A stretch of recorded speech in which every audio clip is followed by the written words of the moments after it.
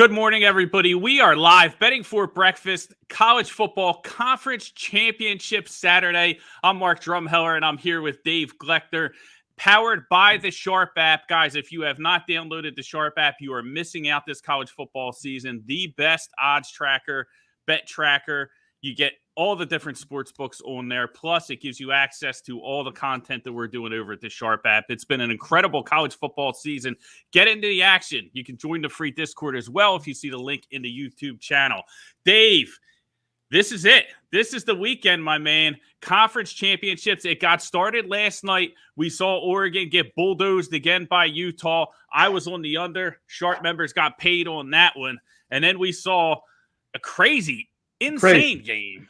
Is, the Roadrunners always deliver. Meet between them and the Hilltoppers. What were your takeaways real quick from last night?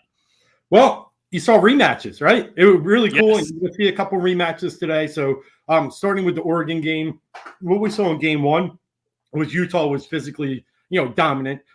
They were the tougher team. They punched Oregon, but it was at Utah. So, there was a lot of talk that, that's not going to happen here in the Rose Bowl. Well, it did. And it just goes to show you that sometimes the physicality that's not something you can coach, and they weren't ready for it.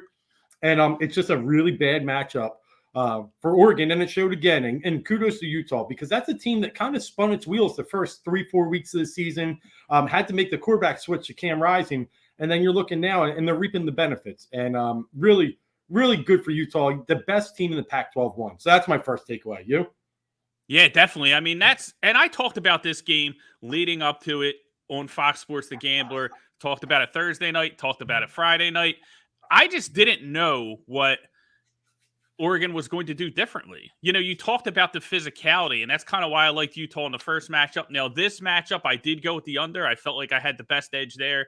That was how I played the game. Did not play Utah as a side, but was not surprised when I saw the same type of game lay out. Because if you're Oregon, you got physically dominated that first game. You were held to less than 3 yards a carry. I think it was 2.7, 2.8 yards a carry. They were held in that first matchup.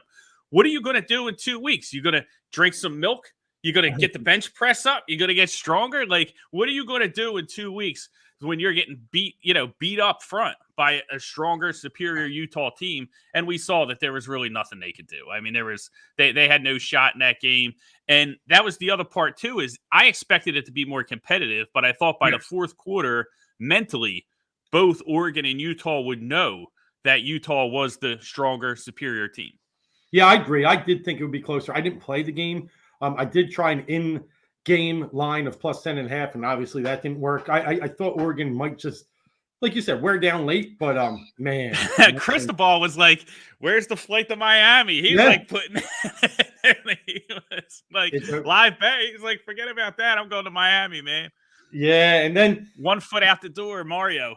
It looks like it, right? And we'll talk about coaching in a minute. But then the other game, look, I was on the Hilltoppers last night, and they fought valiantly, went down 42-14, came back, made a 49-41 game, had the ball late, just not enough time on the clock. Zappy threw for just about, I think, 600, and it was a heck of a game. But again, it played, and it's funny, it played the exact script of the first game, right? The first game was 52-46. This one's an 8-point game, both in the 40s, and it's just two defenses that just didn't want to show up. But again, two teams that matched up really well against each other.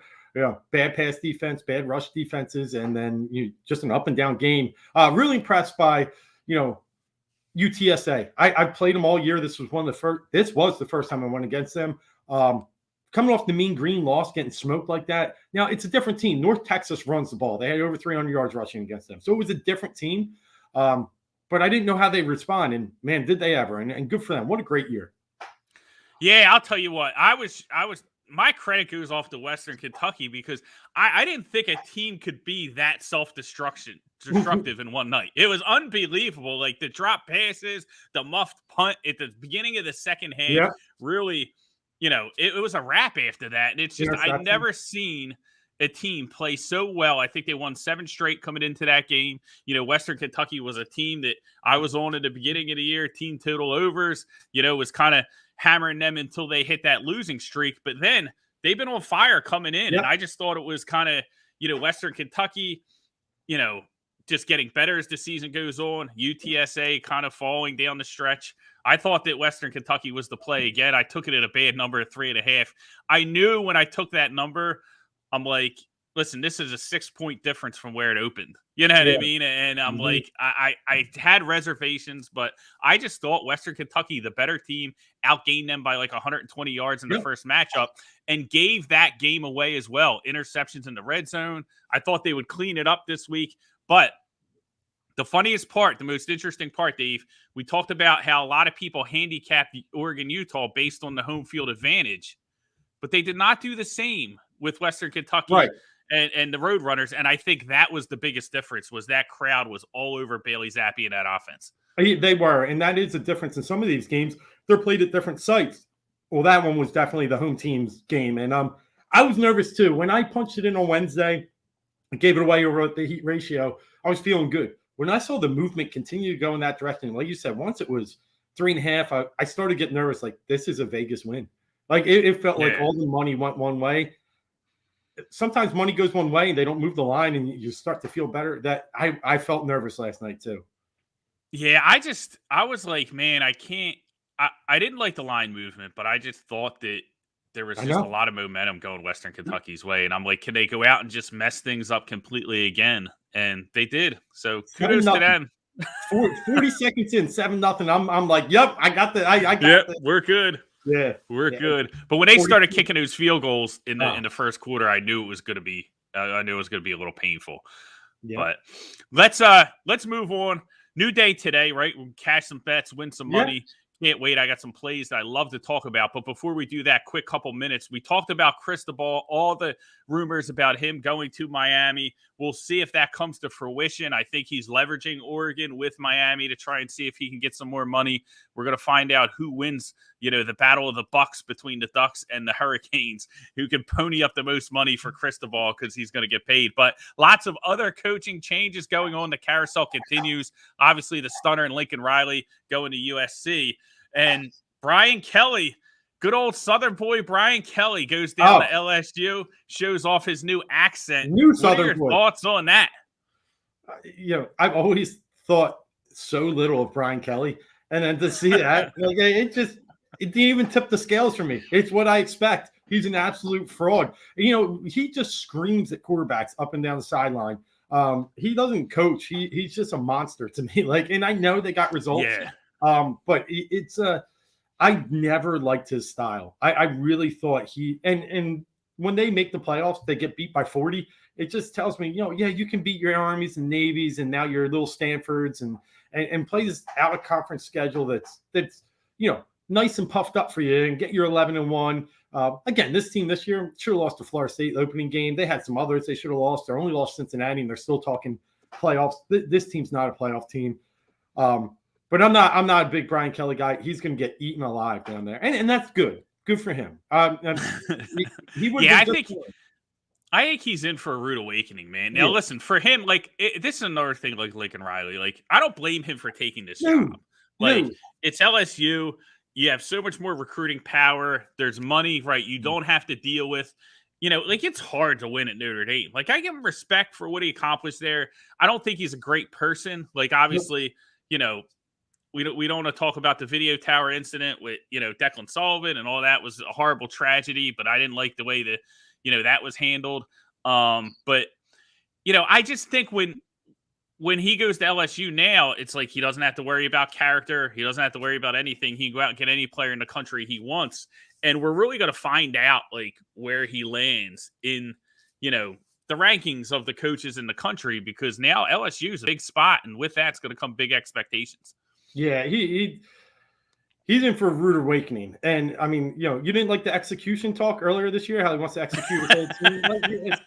This guy he's awful, man. He's not going to get away with this. And if you think LSU has any patience, they don't, right? No, none. Coach O won the national championship for this team 2 years ago.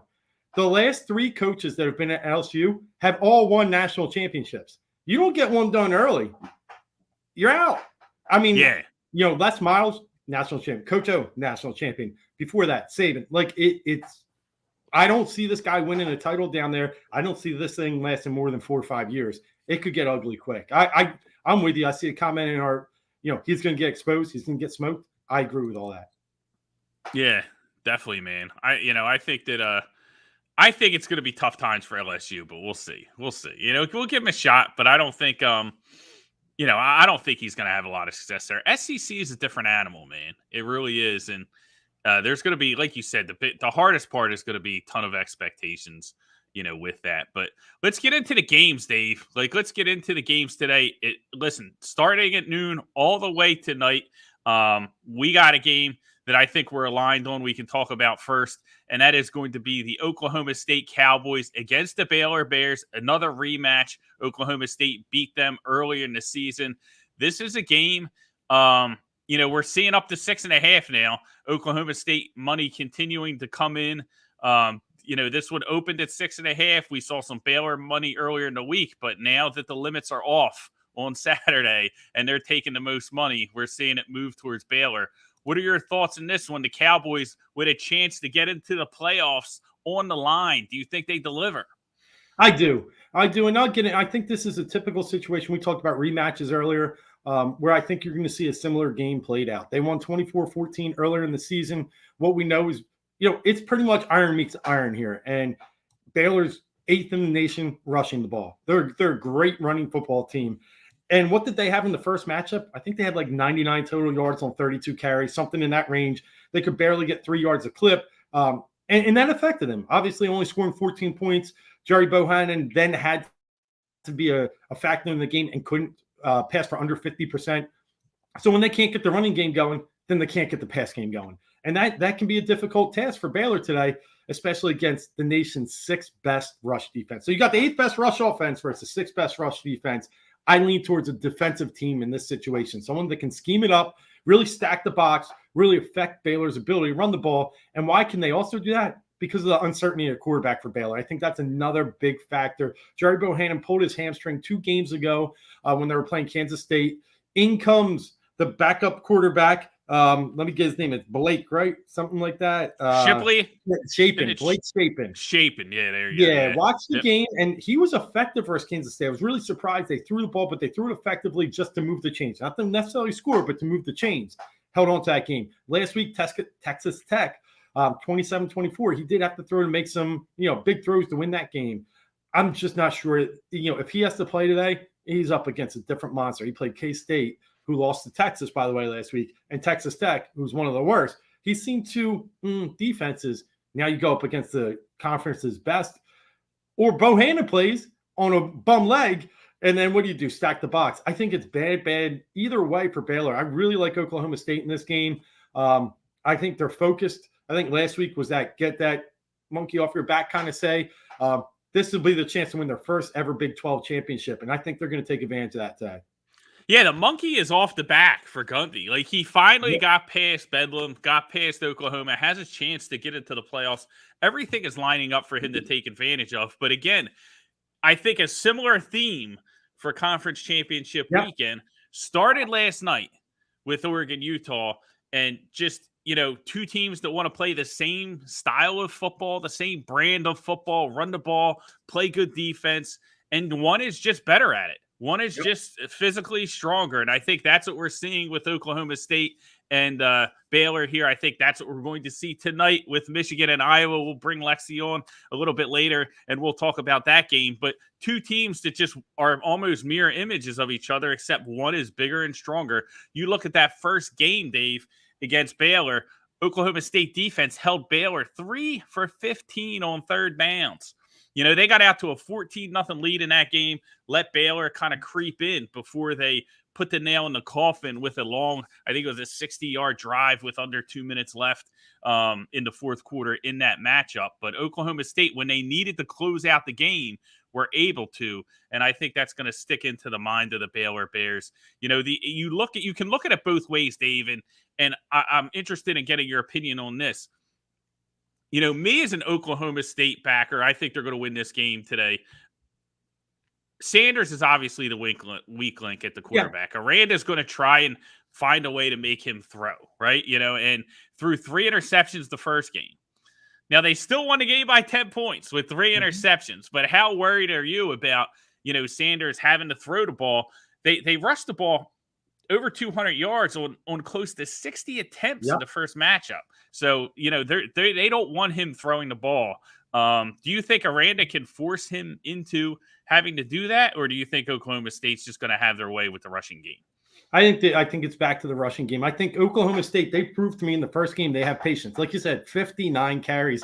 Jalen Warren had 36 of them. And, I mean, he wasn't killing them. He had 125, averaged 3.5 a clip, which is solid, not great. But to show me that Gundy had that patience, right? He knew that, maybe I'll only get a few first downs at the punt.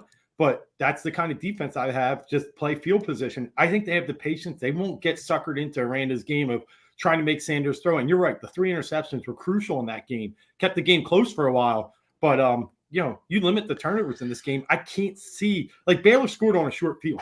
Because that's the only way they got back into the game was that, say they got off to a big lead Oklahoma State, say they let Sanders whip it around. They try and kind of, extend the lead with margin. And then Sanders, lets Baylor back in the game before Oklahoma State puts the brakes on and just says, we're going to run it down your throat into the end zone and close this thing out.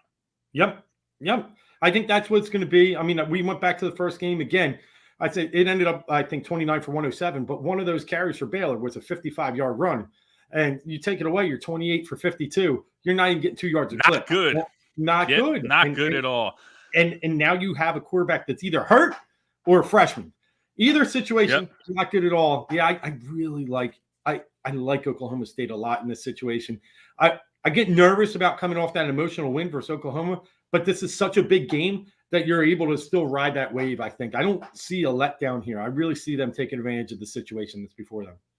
100%. I love it. So everyone out there, listen, get your phone, fire up the Sharp app. It's going to show you where you can get the best number on this game.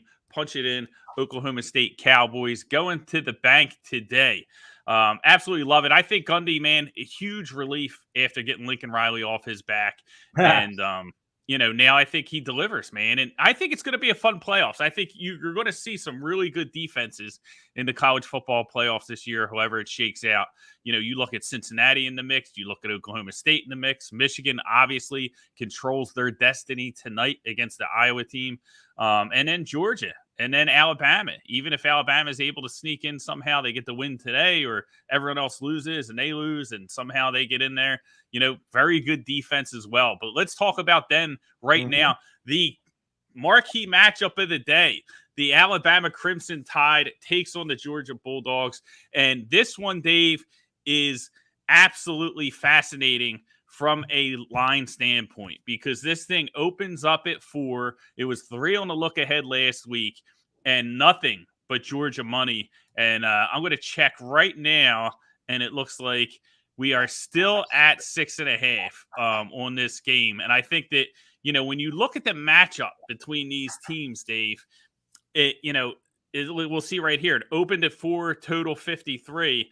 Gives you an applied score 28-24. But you look at the graphic on the screen, and Georgia much better against the spread. You look at margin of victory, cover margin, 8.8 positive. Alabama minus 4.7. So that just kind of shows you that, according to the market, how they've, covering the spread, Alabama not done a great job, has underperformed as far as market expectation this year, while Georgia has overperformed. You can look at it, net yards per play, pretty close, 3.3 to 2. Net explosive plays, very close, 42 to 41. So, the net is obviously the explosive plays that they have, 20 plus or more yards on offense, subtracting out the explosive plays that they allow. And Dave, when I look at these two teams, I think the one thing that I'm seeing is everybody's talking about the historic defense that Georgia has. And I 100% agree. They're one of the best college football defenses I've ever seen. But Alabama's defense is pretty damn good too. And I think that that's kind of getting swept under the rug here in this matchup. When we look at the line, and this I think is the most, fascinating part of this matchup. It really is. It's like incredible. I can't wait to see how this game plays out, because all the money's coming on Georgia, but they will not give us the 7. They will not give us the 7 with Alabama. And if we set this line without knowing what the look ahead was, based on what we saw this year, this would be a 7.5, 8-point game. And they will not give it the 7 because this 7 is going to bring a boatload of Bama money. They don't want the Bama money in this matchup.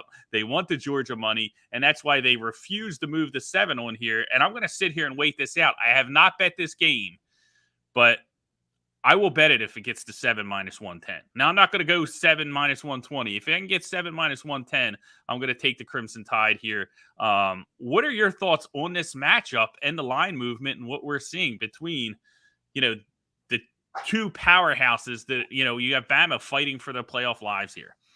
Yeah, I mean, what does the public know? What do sports bettors know? They know that Alabama has had 4 games this year where they struggled to winning by less than 7. One was last week. So recency was they should have lost that Auburn game. And yes, they should have. I think that was mishandled, bad coached. But at the end, the team with the heart, the team that, has your name came away with the dub. They also had close games against Arkansas just recently, LSU, and Florida. So they've struggled in some games, and the public knows that. Where Georgia, on the other hand, won single-digit game victory the entire year. Do you remember what game that was? Oh, Clemson. First one, yeah. 10-3, yep. That was the only game that stayed within single digits with this Georgia team. They won their last 11 straight by over 17 points. They're just smoking teams, crushing teams. They did it again last week with one of their rivals in Georgia Tech. And it's just I'm not surprised that the action is all in on Georgia. But what the things I know Curtis Smart's never beat Nick Saban. I know that Alabama's 2-0 in SEC championship games against Georgia, and Georgia should have won 2 years ago in 2018 or 3 when they let that thing get away and Tua came to a miraculous victory. I worry in situations where Alabama's the dog.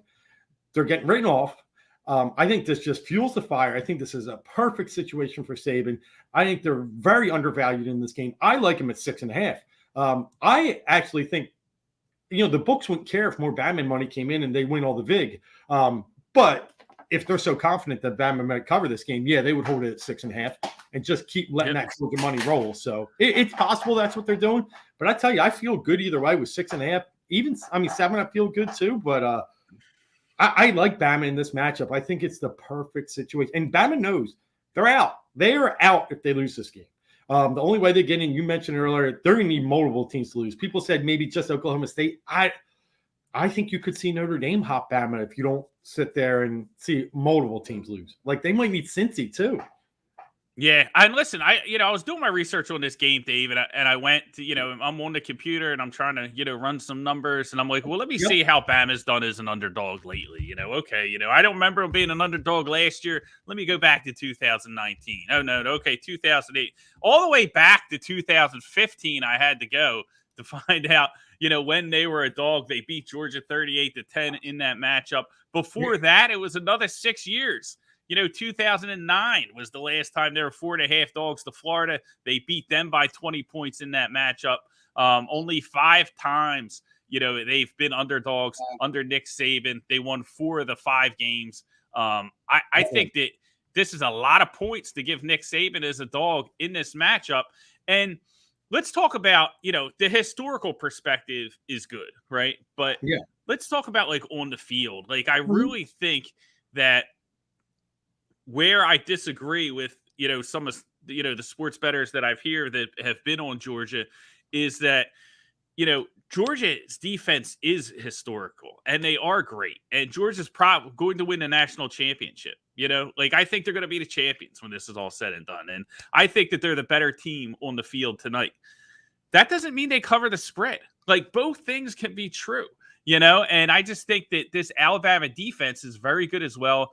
They are, top 4 against the run. They're top 3 in sacks. So they're going to be able to pressure Stetson Bennett. They're going to be able to slow down the running game. And I think, what their game plan is going into this matchup is they're going to try and light it up early. They know they're not going to be able to run on Georgia. They're going to have Bryce Young air it out, try and get some big plays early, test this secondary of Georgia. and really try and get a lead on Georgia and see how Kirby Smart reacts if they have to play from behind. We talked about how they dominated everybody. They crushed everybody. They've never been losing. And let's see how they react if Bama scores first, gets on the board. But I think they're going to try and get some big plays early and really make Georgia play from behind. Whether they're successful, we're going to see. But I think that, if this thing hits 7 minus 110, I'm going to be on Bama. I don't think the books are going to give it to me. I think they're cowards, but we're going to find out. Cowards, come on, man. They don't worry about us. But no, I hear you. They're not worried about us, but they're worried about the Bama money. Yeah, no, I 100%. So here's 100%. Here's my other thing about Bama. Remember, Ole Miss. What, they let a 56th Ole Miss last year, and all that talk was Lane was coming in with Matt Corral, a Heisman Trophy favorite at that time, and he's going to come in, and this one's going to be a shootout till the end. Ole Miss didn't score. They had 7 points going in the fourth quarter. 7 points going in the fourth quarter, and it took 2 late touchdowns, both with less than 8 minutes left on the clock for them to get to 21. It was 42-7. You tell Nick Saban someone's going to come in and punch you in the mouth, he's got an answer for you, and I feel like he's rolling with a very similar situation today. I think this, besides the Lane game, this is his biggest motivator. He's seen this one on the map the whole time. They could sleep, they could sneeze, they could have lost to Auburn last week, and they were still in this game. And he knows if they would have won this game with 2 losses, they're in.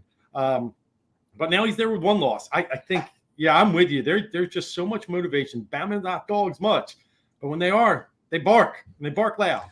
And I think so, Bryce Young, I mean, what? He has 4 interceptions all year. I think it's 40 TDs, 4 interceptions. It's not like you got this young guy that's a turnover prone, and that's through SEC games, right? He was playing a better competition than Georgia just because that side. I mean, you're getting the A&Ms, you're getting a few other teams that Georgia didn't see. So, I think Bryce Young is going to have some success today. I know how good Georgia is. It's really about the sacks, right?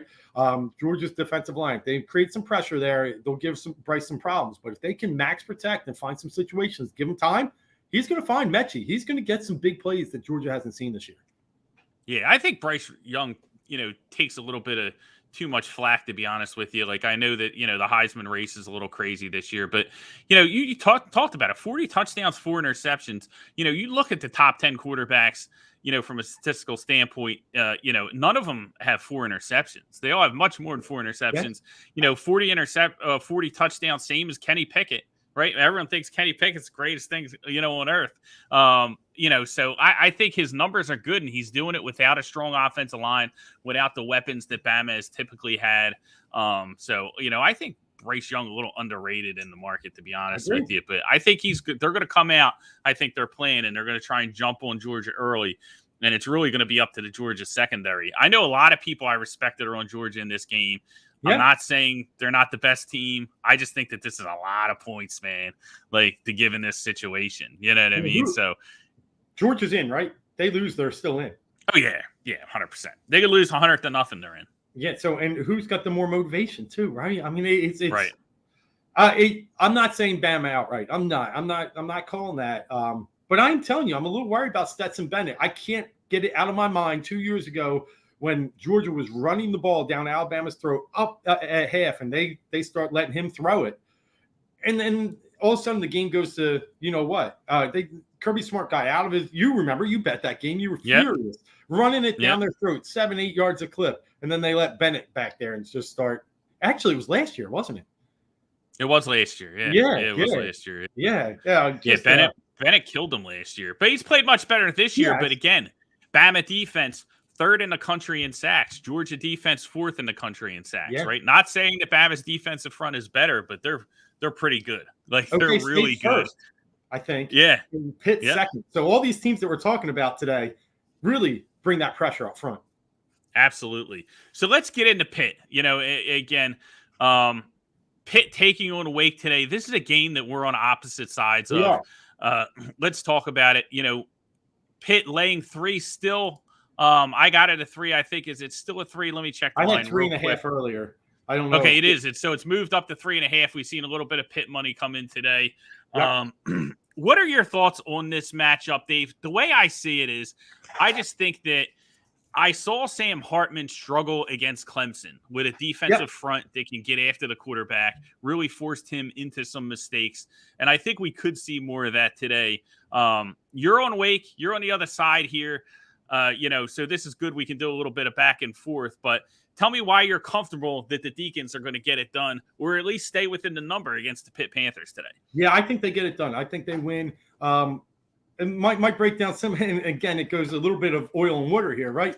Yes, Pittsburgh creates that pass rush. I just mentioned second in the country in sacks. I think they have 46 total. Pretty impressive in 12 games. They're almost getting 4 a game. But besides that, they're abysmal on defense from a pass defense. They're 118th in the nation, 12th worst pass defense. And what does Wake do? They pass all day long. They don't even care about the run much. They're very much like Mike Leach, like, let's just rip it and rip it. They got great wide receivers. We've talked about Hartman. He's thrown for quite near 4,000 yards, and he has, his ratio is pretty good at 34-10. The 10 picks there. But then the other side, what I really like, I think they're going to move the ball down pick. That's one thing. And then secondly, Wake Forest D, they're second in the country in turnover differential. They've created 27 turnovers on defense. They are bad against the run. They're second worst in the country against the run, but that's not what Pitt does.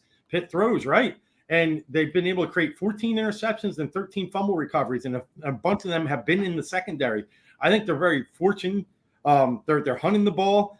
I think they can make 1 or 2 of those big plays today. Hartman can just keep that scoreboard up, and I think they can get this win. I've seen Pitt struggle against these high dynamic offenses, and I just have this little fear here that, it was too good to be true for Pitt all year. I've loved Pitt. I told you guys preseason they were a sleeper to win that side.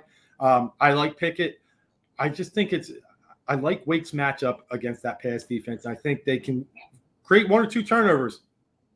Yeah, I do. I think turnovers are going to be the difference. I just see it on the other side. I think Pitt's pass rush going to get the Hartman. I think they're going to force him into mistakes.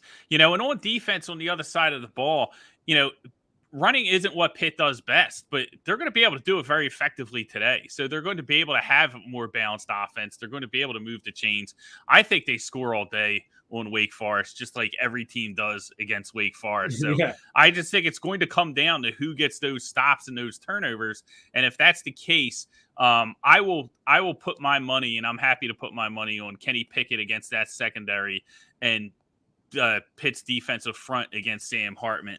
I just think that it's more likely that Pitt's able to force him into those, types of games. When Pitt played UNC, a lot of it was going to be like, hey, their secondary is going to get tested with Sam Howell in this offense, and are they going to be able to score? And they were able to kind of keep them, under control. They got out to a big lead. I think it was 24-3 in that matchup, and then kind of let them back in, let them in the back door, and had to squeeze out a victory late. But I think that here against Wake Forest, I think they're going to Pickett will be able to do whatever he wants on offense. But we do agree it's going to come down to turnovers. I just think we see it a different way. But getting the 3.5 is very good. Let's root for, a 3-point win for Pitt, and then we can both cash. Hey, I would like that. I like push. I don't want that. Yeah, never mind. No, just let me win this one. All right. No, seriously, it's going to be a great game and could go either way. Wake Forest struggled against those teams that ran the ball. Clemson went for 333 rushing yards against them. Army ran all day, even though they ended up winning that game. Pitt, even last week versus a Syracuse team that's beat up, they ran the ball at 3.2 yards a clip. Even though you say they're going to be more balanced today, they were balanced last week. Pickett only threw for 200 yards. They beat Syracuse 31-14, but they tried to run and they really couldn't. And that's I don't know how much they're going to have to keep up with Wake. I don't know how much they go into that running game. We'll see. That's why I think it's a really fascinating game. It really is. It's really good, from that perspective. And, we'll see with Narduzzi. Like, is he, and the other part, too, is it's almost like a trap, right? And, like, you see this a lot in the NFL with some of these defenses is, it's like they let you run, and then you end up kicking a field goal because you're kind of getting out of your own game. So, I think it's a huge game for Narduzzi. But I like Pitt, dude. I like Pickett. I'm happy. I was happy to lay the 3 there. So, we'll see how it goes. One of us is going to come out a winner, right? Yeah, both 10-2, great game. And the problem with that is it's at 8:00. You know what else is at 8:00? Our next one.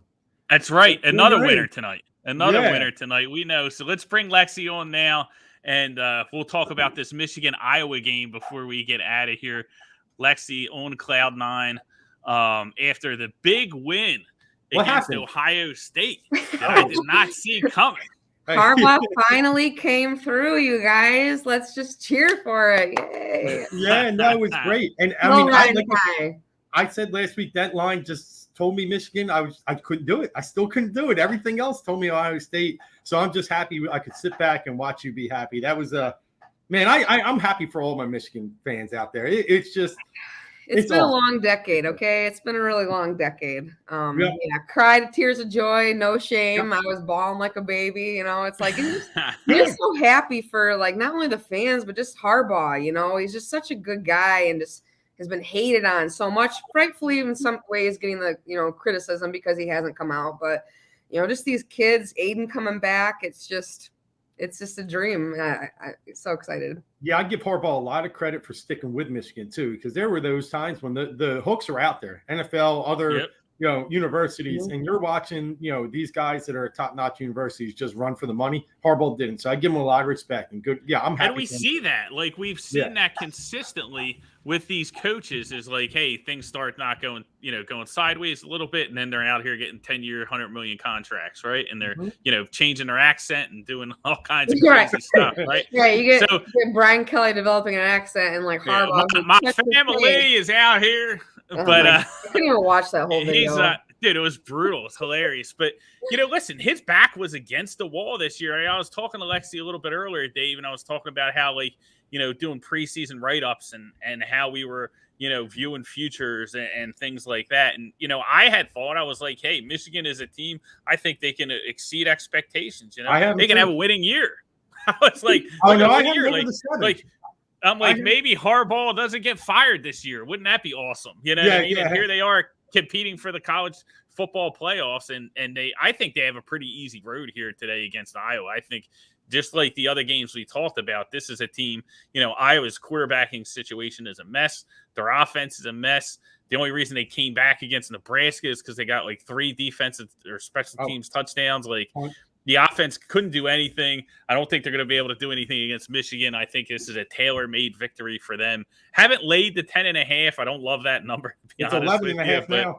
Is it 11.5? Yeah, but I do think it makes sense. I think when you've seen, Michigan take on teams as a big favorite, they're 4-0 this year as a double-digit favorite. We've seen them just blast Indiana, Maryland this year in those situations. So I think it could be a big party for Wolverine fans tonight. I'm hoping for it. I mean, I try not to get too ahead, because Iowa has always been the one to be spoiling other people's seasons, and I felt that a few years back. So I'm just one hour at a time, counting down till 8 p.m. Now, what is it like around town? Like, are people just going crazy? Like, is it you go in the convenience store and people are just like, oh yeah, I mean, like it's. Yeah, and especially, it's not even just going to Indy. I think just beating Ohio State. I went to Target yesterday and got a bunch of Go Blues, which surprisingly out in this area where I'm at, there's actually quite a few Michigan State fans. So I don't normally get that. And it's like, you can just tell it's just Michigan fans are revived from the dead. And like, I love it. I love it every minute of it. Yeah, it's great. I know at the beginning of the season, Drums, when we talked, I liked them over the 7.5. I said, but that's like a sleeper, right? I'm like, I'm taking a big risk just to get her. It was like a hot take. Like I was like, hey, hot take incoming. Yeah. Harbaugh's not getting fired. What I mean? Like, and my anger was 7-5, 8-4. I'm going to be honest. That was my prediction. I still got my notes, 8-4, and I thought, losing the defensive coordinator, firing him, and bringing in huge McDonald. That change would, because last year was just embarrassing how they would just get run over, and I just thought that little spark might give them enough for 8-4. You're right, and now here we are sitting, and they should be 12-0. They should really they gave that game away against Michigan State, but it doesn't matter anymore. Today's the day that they can just cement their history. And they can sit there and take a huge leap in the evolution of a Harbaugh led franchise here, and I think it's big, and I think they take advantage of it too. I am a straight Iowa hater, and it's just because of the way they play this game. Like they are totally Me too. Yeah, they are like 4-leaf clovers up every part of their and I just they've been so lucky this year And they did it again last week against Nebraska. They scored 22 in the fourth. The block punt ignited it. A shank punt, a missed field goal, everything that, Nebraska could do, they did. Scott Frost is just they lost 9 single-digit games this year. I think it was a record for college football. They are just bad. They lose. I thought Harbaugh loses. This guy loses more than I think I was just not that good. I'm just being honest. And I hate to. I'm not just like hating on them for that. They're just not that good. Yeah, well, the Big Ten West is just incredibly weak. I wish we'd get rid of the divisions anyways, because you got the top 3 teams in the East or the top 3 teams in the Big Ten, and that's pretty much a narrative every single year, So I'm just glad we're not playing Wisconsin again. I was happy that Iowa was going to be the team, But yeah, it's just their defense is good, but yeah, I just think that between their offense not developing points, especially with our smothering defense, I mean, you got Hutch and Ojabo coming at you. It's just that's nightmare fuel, So I think that it's gonna if we as long as we just take care of the ball, I think it's gonna be an easy day. So it's just got to take care of it, can't turn it over, which they've been very good all year at. So. Absolutely. Yeah. I think they're going to get the job done today for sure. I mean, definitely the win, the 10.5, 11.5, whatever it is now, I wasn't solid enough to pull the trigger on that one, but we'll see. Maybe as we get closer to kickoff, I get a little frisky and throw down some Michigan money. It's been known to happen. You got to be happy because, like, we were the same on Michigan. It's just they didn't unleash McNamara enough, but you've seen it, the evolution. Again, using that. When they need to, they do. And I thought he was the most impressive player out on the field. I know Hutch had a huge game, but I thought, you don't beat Ohio State without some form of passing attack. And I thought McNamara brought it last week. I thought. Well, Josh Gaddis was incredible. Like the play calling, like the timing from when he chose to attack deep down the field, I thought was phenomenal. Like I thought he called an excellent game. And, I don't think I've seen a better call game in college football. I'm going to be honest with you. Like I was shocked, because he's dropped the ball a little bit through this season, and like some certain play calls have been questionable. But yeah, you couldn't question one single minute of that game on offense. To be honest, it sounds like you didn't watch Coastal Carolina last year. That was the best call offense I've ever.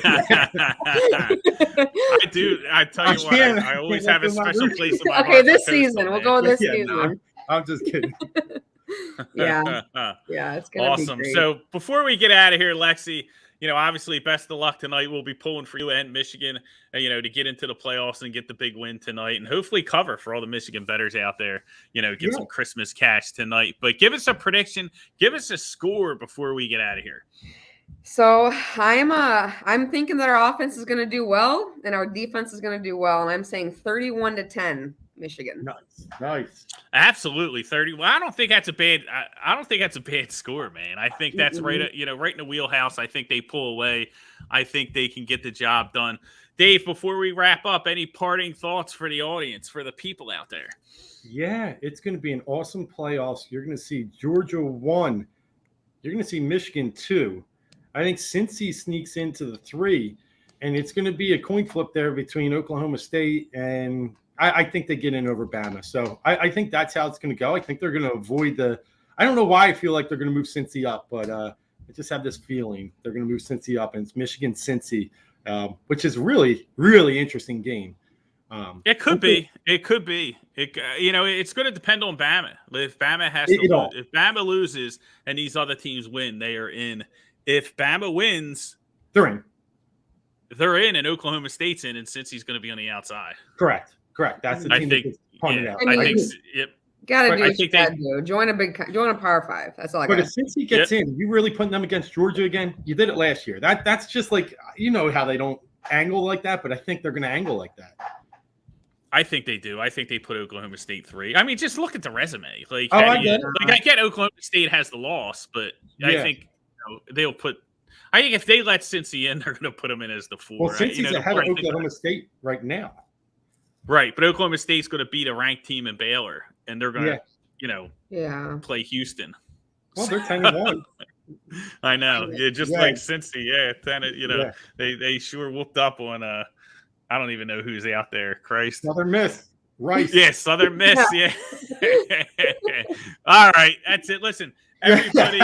Hopefully you cash all your tickets today, get some wins. Hopefully you took some actionable information out of today's episode. It's been a tremendous season, and we will not stop bowl season coming, favorite part of the year. There's going to be plenty of angles, plenty of games to cash in on. So stay with us. We appreciate you hanging out. Hopefully everybody stays on the right side of the ledger. Till next week, I'm Mark Drumheller here with Dave Gleckner. And Lexi, go Michigan. Let's get some money today, guys. Let's go.